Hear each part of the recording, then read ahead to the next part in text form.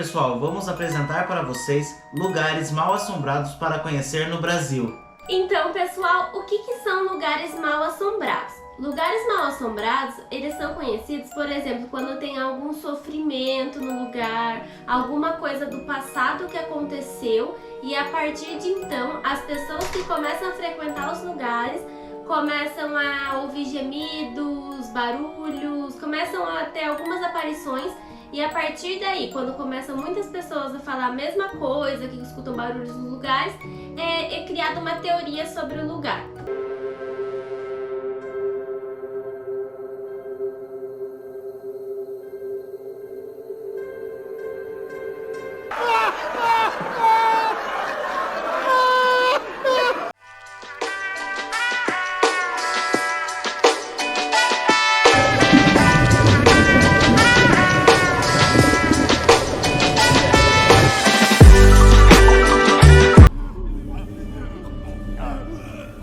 E o primeiro que vamos falar para vocês é o edifício Praça das Bandeiras. Ele fica localizado na cidade de São Paulo.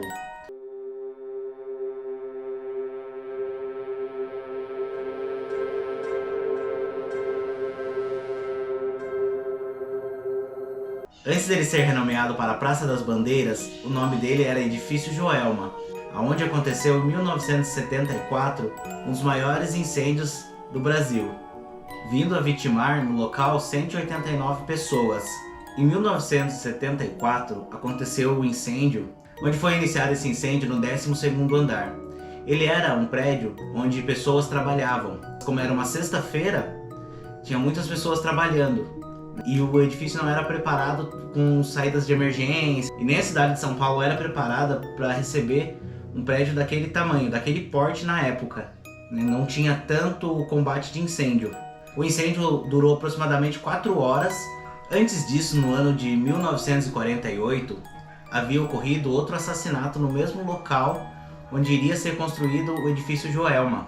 Nesse assassinato, um rapaz matou a sua mãe e suas 2 irmãs e escondeu o corpo delas no poço. E antes da polícia conseguir encontrar os corpos, quando estava interrogando o rapaz, ele se matou num dos cômodos da casa.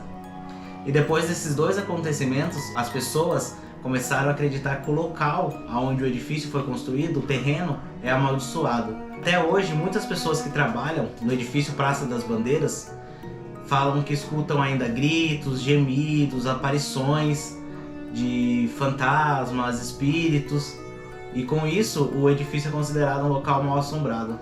E o segundo lugar que vamos contar para vocês é conhecido como um dos lugares mais mal assombrados de Pernambuco. Ele é conhecido como a Cruz do Patrão.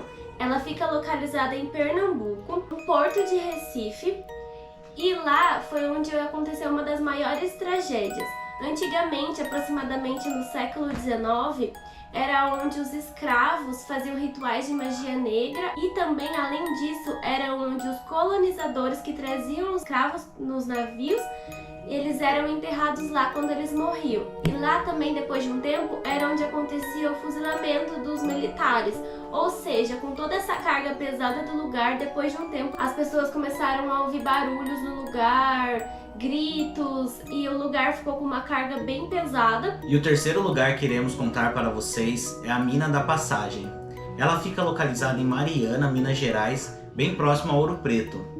Essa mina, ela foi uma das maiores minas de exportação de ouro do Brasil, na época da corrida do ouro que aconteceu no Brasil. Na época ainda que havia escravatura no Brasil, que tinha essa mineração de ouro, muitos acabaram morrendo lá dentro devido às más condições de trabalho. Muitos escravos morriam, eram mortos, que se rejeitavam a trabalhar. Até relatos que eles entravam com um passarinho, eles pegavam um passarinho, entravam na mina e eles só saíam a hora que esse passarinho morria por falta de oxigênio. Então eles sabiam que eles ainda tinham mais um pouco de tempo de oxigênio, aí eles voltavam embora e saíam.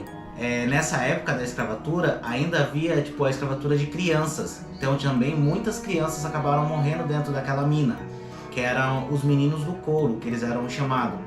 Porque eles andavam com uma bolsinha de couro e eles entravam nos buracos, os menores buraquinhos onde uma pessoa de estatura grande não conseguia entrar. Então eles entravam nesses buraquinhos e iam cavucando com a mão. E eles andavam com uma bolsinha de couro que eles colocavam as pepitas de ouro dentro dela para sair. E nisso muitos acabavam morrendo soterrado, que desabava o terreno e tal. Além disso, o que deixou mais forte esse do local ser mal assombrado, aconteceu em dezembro de 1936, quando aconteceu uma inundação dentro da mina, onde matou 16 pessoas. Até hoje, a mina ainda é aberta para visitação. Você tem que pagar o guia para entrar, né? Você paga o guia à parte, porque você não pode ir sozinho. E nesse lugar eles vão te mostrar alguns locais que você pode explorar e outros que não são abertos ao público. Ninguém sabe o porquê. Talvez seja por causa de assombrações. Muitas pessoas que vão lá, relatam escutar barulhos de pessoas cantando, arrastar de correntes, barulho de cavalo, criança chorando. Barulho de carrinho no trilho, sabe? Carrinho no trilho. Carrinho. A mina hoje não funciona, ela é só aberta para visitação. Então, você ouvir pessoas cantando, barulho de sino, não é normal lá dentro. E com isso, a mina acabou se tornando um dos locais considerados mal assombrados em Minas Gerais. Agora, o quarto lugar que vamos contar para vocês é sobre a Casa das Sete Mortes, que fica localizado em Salvador, no estado da Bahia. É uma casa super luxuosa que contém várias riquezas portuguesas e espanholas. Hoje em dia ela é considerada como um patrimônio cultural da Bahia e ela é aberta à visitação. Você consegue visitar o local de forma gratuita. Então, por que ela é mal assombrada? No ano de 1755, morava um padre no local que foi brutalmente assassinado, junto com mais 3 criados. Eles foram todos esfaqueados, mas ninguém sabe o motivo e nem quem foi que cometeu esses crimes. Com isso já são contados 4 mortes. Anos mais tarde, depois desse acontecimento, uma família foi morar no local e 3 pessoas da família foram assassinadas e envenenadas pela criada.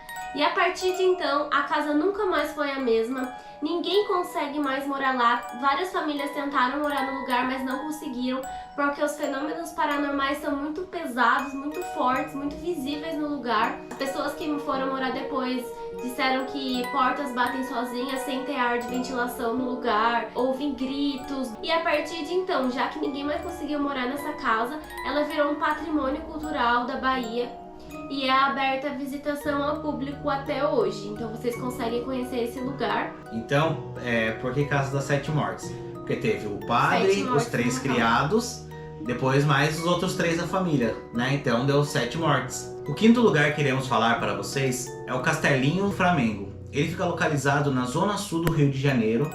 Ele foi construído no ano de 1917 com as maiores riquezas que tinham na época. Arquitetura portuguesa, italiana, sendo muito forte dentro desse castelinho. Este castelinho foi habitado pela família Fel Fernandes. Segundo relatos, no ano de 1932, o casal Fel Fernandes foi atropelado em frente ao seu castelinho. Com isso, a sua filha acabou sendo criada por um tutor, até a data de sua morte.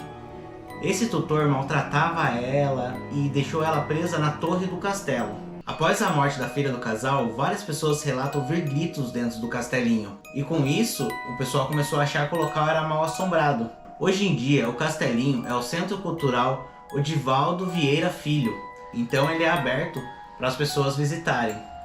E várias pessoas ainda acabam relatando que dentro do local escutam vários gritos, gemidos, barulhos de janela batendo, porta fechando, sem ter corrente de ar. Então também acabam considerando o local um local mal assombrado.